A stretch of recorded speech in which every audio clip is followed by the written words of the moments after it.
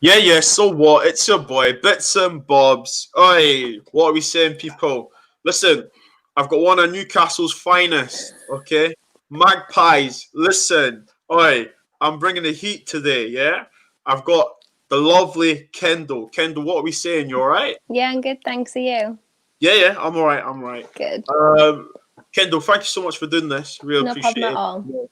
Just getting to know you there, and it's makes me smile. Very happy, very happy. And obviously, this is a new thing that I'm doing. Bits and Bobs meets so and so. So obviously today, Bits and Bobs meets Kendall. And what we're going to talk about today, guys, is not just football, but something that me and Kendall are very passionate about is the black culture and the BAME culture, whichever one you want to say, and also just what people can do to help, to be allies, to raise awareness, and so on. So, Kendall, let's just get into it. I mean, who are you, and what do you identify as? Well, I'm Kendall, obviously. Let's go that far. I don't know what I identify as, really. An absolute mental football obsessed weirdo. If you want to go that far. Okay, I'm not going to call you weirdo. I'll call you Kendall. I'll call myself one. It's all right.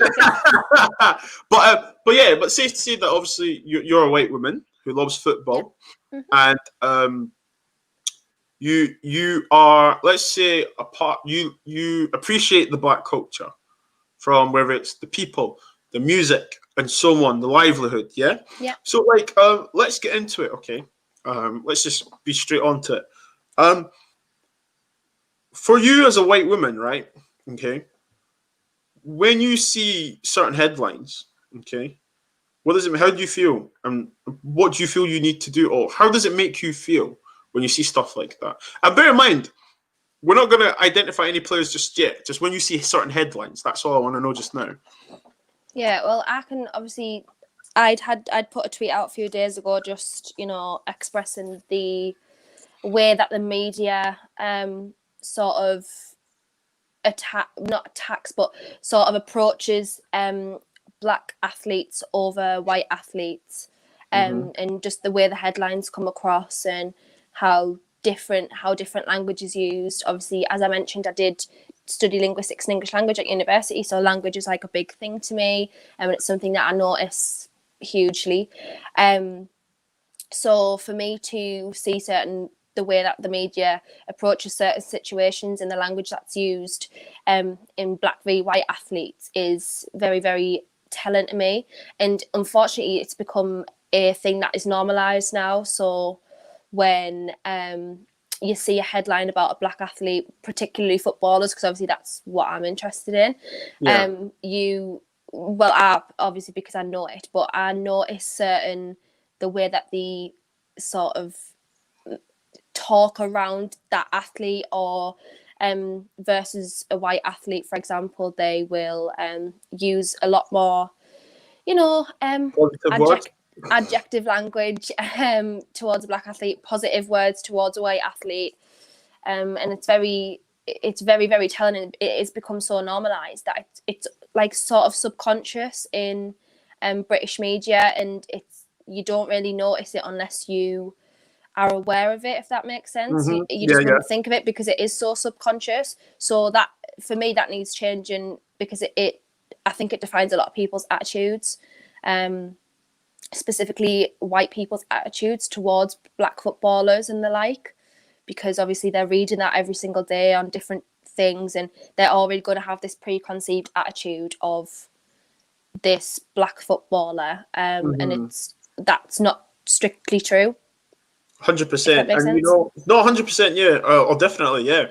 It's funny, isn't it? Because when you're at school and you do comprehension and you read stuff and you get an image of it, and you're told to look out for the languages, told to look out for the adjectives, the nouns and stuff. It's the same here, because all we're doing is that the media, the journalists know what they're doing. They're painting a picture, And I'm going to use the old school language. It's an old school slave mentality where the black players are described as monsters, troublemakers, flaunty, cocky, arrogant. Yet the white athletes are being described as role models. How amazing is this? He buys his mum a house and stuff like that. Like future investments. Future investment. Oh, what a smart guy, blah, blah. How could he get arrested? How could role model get, you know what I mean? So it's brilliant that you can see that, because it's quite telling that it shows that, you know, our generation are a lot smarter now. Well, I'd like to think so. And a lot smarter to the situation, you know. So my next question is this, okay? We talk about discrimination and racism. You are a female, okay? So you are a woman, obviously. And you do YouTube. You're on podcast, and you talk about your passion, which is football, okay? I'm very open about United everyone being united for a diverse future, and you know, obviously, I love it the fact that women have the confidence to come on YouTube, wherever, to talk about football and stuff. Have you ever had any discrimination? Oh yeah, I get it every single day. Oh, my lights just got off. I get it every single day. It's really not something new to me that at all. It's just something that I've sort of learned to deal with and not take to heart, because when I did first start doing it, when I first started doing YouTube and podcasts and stuff, it was something that I did take to heart a lot. And I used to think it was like a personal attack on me, and it wasn't. It was just that it was like people's old-fashioned mentality, and they weren't used to seeing it, because obviously, in my opinion, it is a very new thing.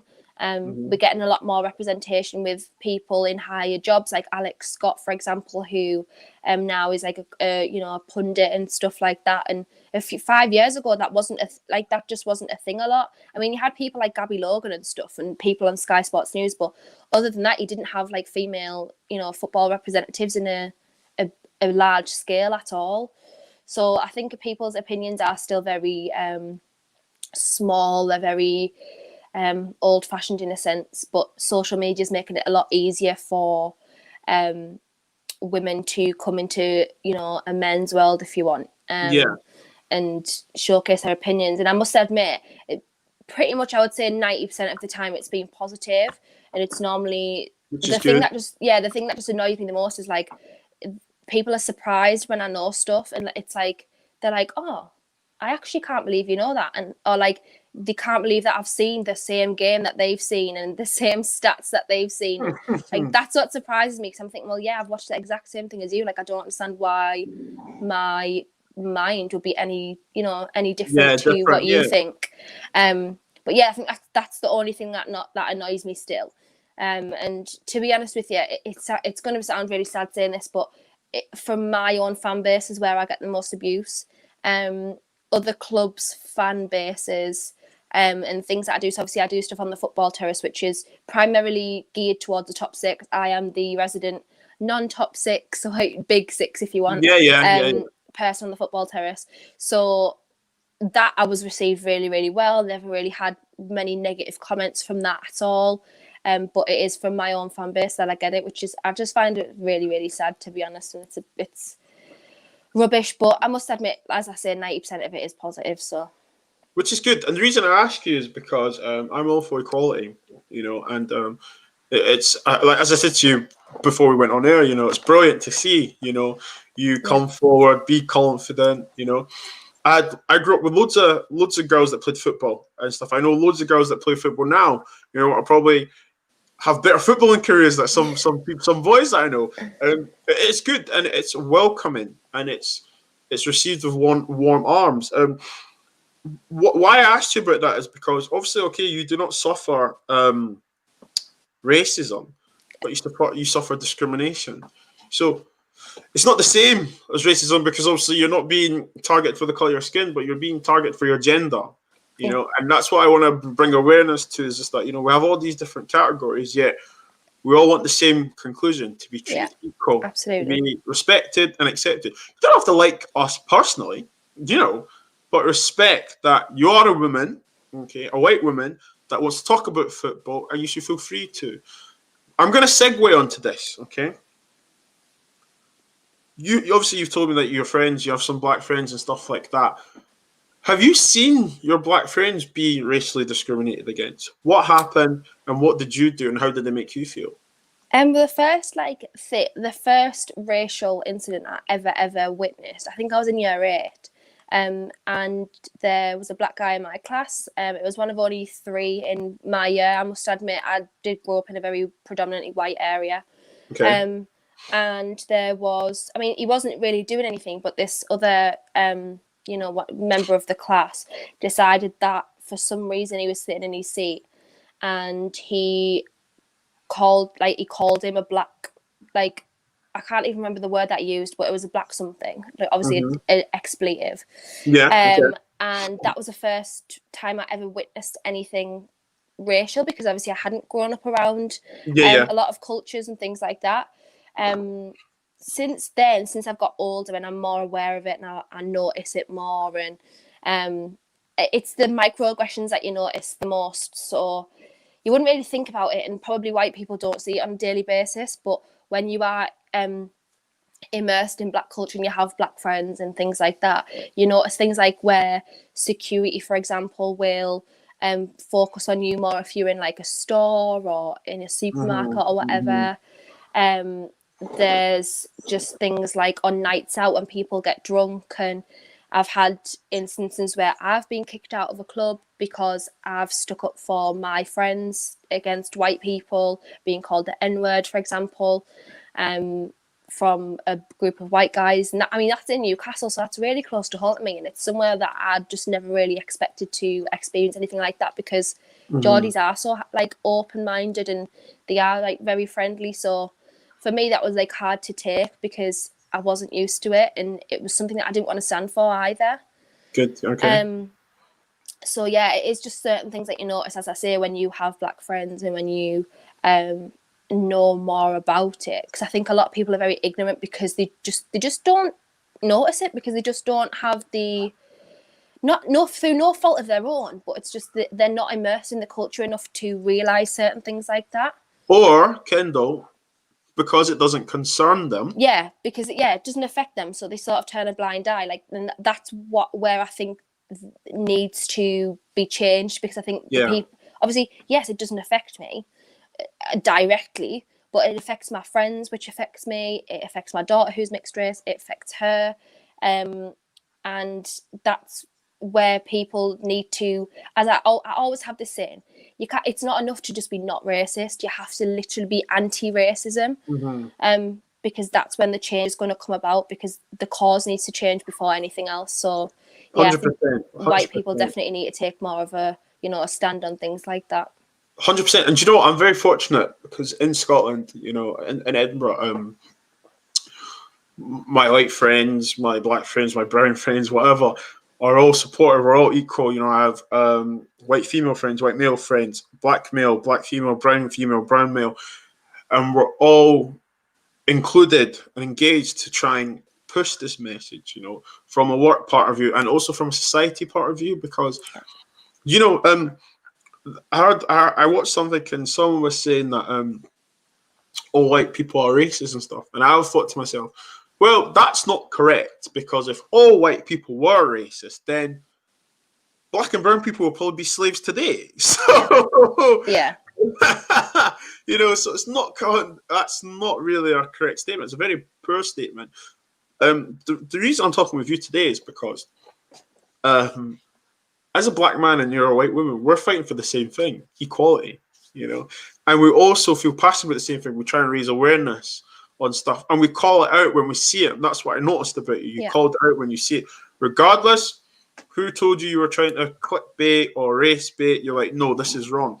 And it's good because, a lot of people do follow you. A lot of people do take in what you say. I'm not saying you're an influencer or anything like that, but I'm saying that, like, you can bring things to people's attention that probably wouldn't have brought their attention prior. And I appreciate that about you.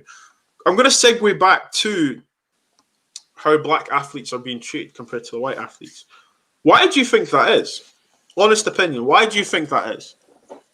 I can only speak for this country because obviously I'm not involved in any of the country's football. I really don't know anything about that. But this country is this is going to offend some people. I'm really not bothered, because that's where change comes, when people start feeling uncomfortable about stuff. And this country's media, in very specifics, is it's very racially biased in this country.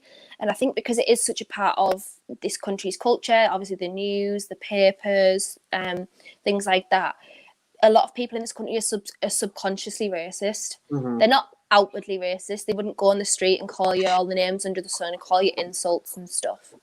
However, the prejudice is there because it is so subtle in the media, like just certain words that I used, as I said before, and the attitudes towards things, and the whole movement that's been going on with Black Lives Matter and things. It, unfortunately, we're at a point now where it's actually, we've regressed a little bit, because people are now taking this as a negative thing, because white people will sit there and they'll say, oh, black people want to be involved in everything and they just want to be at the top and they want to take over. No, that's really not it at all. Mm-hmm. They want equality. That should have never ever been a problem, or Shouldn't never been a question. Like, how Yeah. can you sit there and you think that you're better than someone because your skin's lighter than theirs, when the only reason skin color is so different is because of literally melanin and where people are based in the equator. It's absolutely nothing else other than that. So for me, I don't understand why it's still an issue. I just don't get it. I think it's strange. Yes, everyone can sort of deal with their own cultures and be proud of their skin color and be proud of where they come from. But for some people, well, I'm saying for some people, for white people, when black and brown people are proud of where they come from, it's seen as like, arrogance for some reason, which is very strange to me. But yeah, as I say, the media is so subtle and subconscious with the way that they direct these narratives and direct these racial narratives, that it's so nuanced. For example, it is so ingrained in the culture that people they're just brought up on prejudice for like really no reason other than it's just what people know. It's inheritance. So, yeah. It's inheritance. Yeah, because 100%. Do you know what? I'm going to say a statement here. Not every white person is a racist. Not every black person is a racist. Not every brown person is a racist. No one is born a racist. Okay. When we go to schools, okay, primary, nursery, we all play together. Okay. When we go to primary school, you still have your friends, and then it's how certain households where the behaviors start to grow. Yeah. You see different behaviors. You see different verbal, negative, derogative language. And then when you become an adult or a young adult, as a black person, you're fully aware of what's going on. And it's quite refreshing to know that you as a white female are aware of what's going on. Yeah. And it's more allies like yourself, more friends like yourself that we need more around to create this awareness, to push this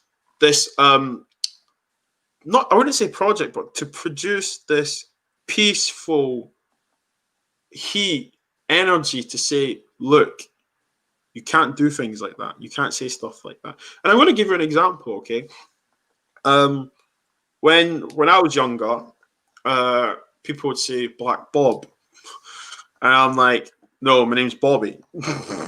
Yeah. And like, oh no, but like, you're my mate in that, blah, blah, just because you're black. I'm like, no. You either call me Bobby, if you call me Black Bob, you're going to get punched in the face, okay? You don't do that. But he's not a racist. That's just what he thought he was casually like, yeah, oh, that's my friend Black Bob. I'm like, no, Yeah. So we need to correct these people. We need to educate these people. Where I get angry is when we have people like Greg Clark in positions, his generation and so on, that still fail to acknowledge, to use the correct language. Or newspapers, let's be honest. Let's just say what it is. Newspapers that paint an image. And I don't like that, because for me, okay, I read the papers. I don't subscribe to them, but you see the headlines. We all read news. Come on, we're football fans. This is what we do. We want to see what's going on in the news and stuff. It's the language they use is what we need to change, because I always say to people, and this is how I reply back to them, would you talk about your siblings like that? No. Would you talk about your parents like that? No. Would you talk about your close family friends with? No. So why would you talk about someone you don't even know on a personal level? And let's be honest, it's lies. And also it's your opinion. And what I always say to people, Kendall, is when you have facts, your opinion doesn't matter.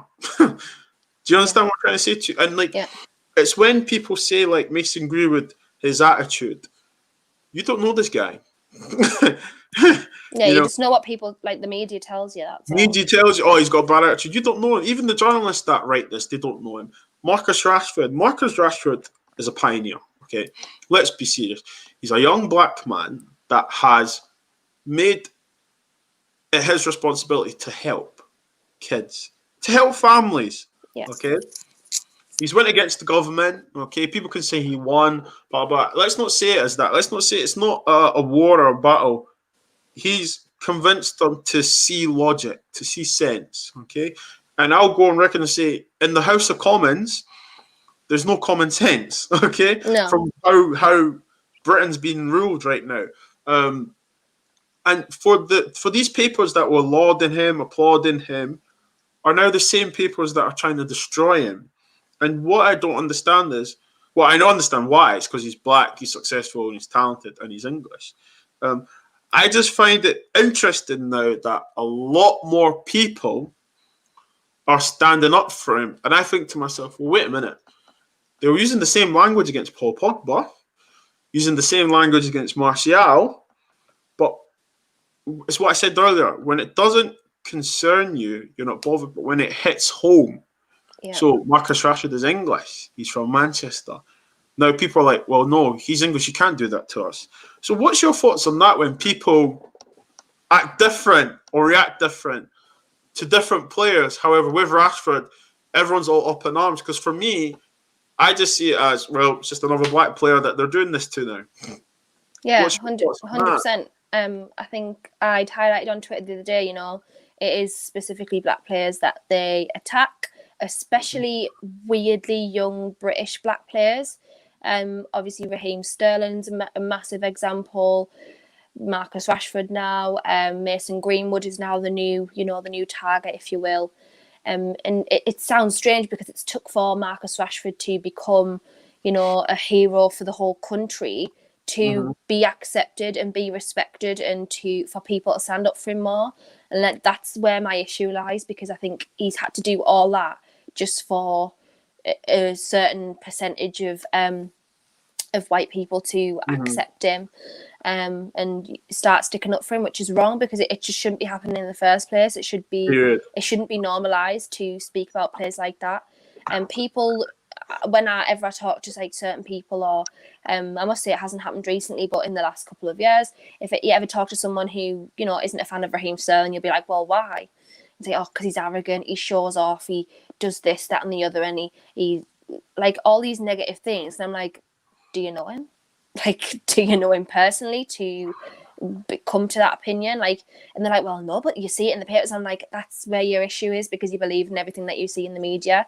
He is a family man. He has a long-term girlfriend. He's got children. Charities. He does a lot for charity. He's opened up his own foundation for underprivileged children. I know he does a lot in his home country of Jamaica. And that's the thing. The media never focus on the positives. It's always the negatives.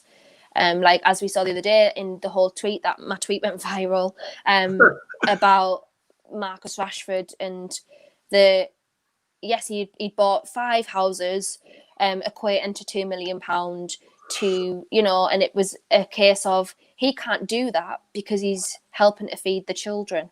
I'm like, well, why does that have to come mutually exclusive? Why can't he campaign to feed underprivileged kids, which he has done tirelessly on top of his day job, if you will, for however long? Yeah. Why can't he do that and also spend his own hard-earned money on future investments for himself and his family? Like, why does it have to be one or the other? He can't, because in some people's minds, he couldn't be a charity. Like, he couldn't do things for charity and also do things for himself. But if he didn't do things for charity, people will say, oh, he doesn't even help charities. Exactly. They'll say, oh, look at him buying 5 houses for $2 million because he can't, like, no, like, it just doesn't even, it's not even remotely similar. It does not come, it does not correlate one slight bit. Like, that's where my issue is, because obviously, as I say, people are just, now defending him because he's done things for them. And it's like, it shouldn't be like that. You just shouldn't be accepting it in the first place, really. 100%. And do you know what? I'm glad you said that, because Raheem Sterling a couple of years ago brought out to the language used. Phil Foden bought a house for his mum. Oh, Man City starlet buys home for mum. Sterling's one was troubled star, flashes, new home in his new pad. And I'm thinking, really? They've both done the same thing. With Rashford, what I don't understand is not just with Rashford, just with like certain people. Like, why do you hate them? Why do you hate us? We never started racism. We never started it. We never created this problem. Why? Well, I know why. I'm not going to go into it. But I always ask, like, why do you feel the need to badmouth this person? But then when he puts on an England strip, you're going to cheer him on. It's quite a fickle cycle, isn't it? And then obviously he does this amazing thing. He challenges the government. He makes them see sense to help feed the kids and so on. Which, to be honest, can we just emphasize that the government voted against to feed kids? Yeah. Remember that thing about women and children first? Well, that was a fucking lie, wasn't it? Let's be honest, right? It just pains me to see it, because sometimes you see it, you think, he's another black hero, he's a pioneer, he's this guy that makes other black kids, other BAME kids. In fact, let's put it worldwide. Any community to be a local boy has worked hard, got his chance, and now instead of turning a blind eye, he's like, no, let me give back, because I know what he's done it. He's been there. His family struggled, And Kendall, I'd love to think, if you were a multi-millionaire, you'd like to help your own family out. Funny that, wouldn't it? That you try and make sure that your future was financially secured. And I'm glad that you're rolling your eyes and shaking your head. And it's like, why can't you do that? And this is why I want to use our platforms to talk about it, because people watch podcasts, people watch YouTube, people do follow us on Twitter or social media or whatever. They do think, if we were to put up a tweet, I'm sure if you tweeted up about a dress from a Pretty Miss Thing or whatever they're called, they'll probably click on it. So let's keep that same energy, And to all the black footballers out there, in fact, all footballers out there, me and Kendall will be very happy to interview you. No propaganda, straight up talks. There'll be no words twisting, so hit us up 100%. Kendall, my next question to you is, how do we eradicate this problem? How would you eradicate it, actually? I think it's a bit of a difficult one, because, as I say, the racist mentality, not necessarily racist, but the racial bias that is ingrained in this country is so subtle and so subconscious that it is so hard to eradicate, because people don't see that they're doing anything wrong. They just think it's normal. They follow the crowd. They listen to the media. They read the newspapers. They see on social media things. And it is so hard to stamp out, because people aren't outwardly racist. Yeah. So, you'll get people in America coming to your car and saying, you can't do that because you're black. You can't do that. And they're very outwardly racist. So then, to sort of steer clear from them people, because there's unfortunately, there just is no educating some people, and that's sad. However, in this country, it's a lot harder to deal with, because you can be, Greg Clark, for example, head of one of the biggest organisations in football, deals with massive, pretty much all of British football. And he is someone who deals with a lot of black athletes, not black athletes, but a lot of black athletes, Asian athletes, and is using the term like coloured people. Mm-hmm. And then it becomes a problem, because if he's got that mentality, what is he feeding to, his delegates below? What mentality mentality do they have? If he's willing to go on national television and say coloured people, what is he saying at home? what does he literally think is okay to say? Like that, and that for me is the issue, because it needs to, because it's normalised in the media, people think it's okay. I don't know if you saw, but a few months ago, the BBC got wrong. Well, they didn't get wrong. They said the N-word live on air. Twice. Yeah. They got absolutely slated. They got thousands of complaints, yet turned it round and said, no, you know, we're not going to apologise for saying that because it brings awareness to the situation. No, you're normalising people saying it, because if the BBC are allowed to say it, well, then so am I. That's how you normalise casual racism. That's where it's gonna. 100%. That's where it stems from. So the language that's used, racial bias language in the media, is massive, and that needs to hugely change. We need more BAME people, if you will, in higher levels of certain industries for the media, for example, because obviously we all know that the media is run by pretty much middle class white men. Mostly, so that needs to change before, you know, the better language is used in the media. And that's why I wanted to highlight articles the other day on my Twitter, because I just wanted to bring awareness that it is so subconscious in the way that the headlines are worded. And I need people to understand that you can't just believe everything you see in the media, and unfortunately people do. We've seen it with Paul Pogba yesterday. He's a very esteemed journalist in Fabrizio Romano, who is massively, you know, looked up to in the football world for transfer news. He had tweeted completely false information about Paul Pogba's statement that he made yesterday with regards to the France national team. And it's just things like that. You just cannot... You can't let that happen, because that's when people start believing things. And, you know, you've got this preconceived attitude, as I said at the beginning of the show. You've got this preconceived misconception of certain players and certain people. So until that's not normalised, and until people call it out and say, you know, you can't say things like that, then that's going to be a thing. But unfortunately, racism in this country is seen as a taboo subject, and it makes people uncomfortable to talk about it. But if you know you're being politically correct, if you know you're not offending anyone, if you know that your best intentions are there, you shouldn't feel uncomfortable about it, and you should be making racists feel uncomfortable. That's where the uncomfortability needs to be, not with you. If you want to, you know, change people's attitudes, the uncomfortability needs to be with the racists to feel uncomfortable about what they're doing, and then maybe it'll stop. I have got hope in the future that, obviously my daughter's 3 years old, I have got hope that her generation will be a little bit more liberal than mine, and so on and so on. But yeah, until you know, the cause, which is, I'm white, I can say this, the cause, which is by predominantly white people. I'm not saying there isn't racism in a lot of other cultures, which there is, but the cause needs to be making the change, or it's never going to happen. So that's why I like to, you know, as a white person myself, like to take on board this and try and get other people on board as well.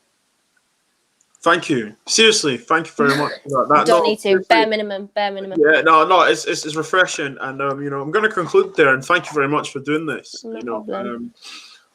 Please, people that are going to watch this, you know, make sure you smash a like, and make sure you subscribe to both myself and Kendall. Kendall, drop your socials so they know where to find you.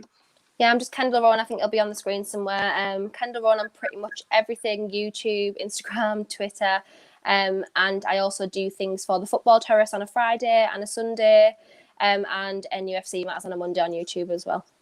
Brilliant. Well, there you go, guys. Bitz and Bobz meets Kendall, and today's subject is, for some people, a sensitive one. For some people, it's a very passionate one. For both of us, it's both, because we feel strongly about it, and we will continue to raise awareness, continue to have these conversations.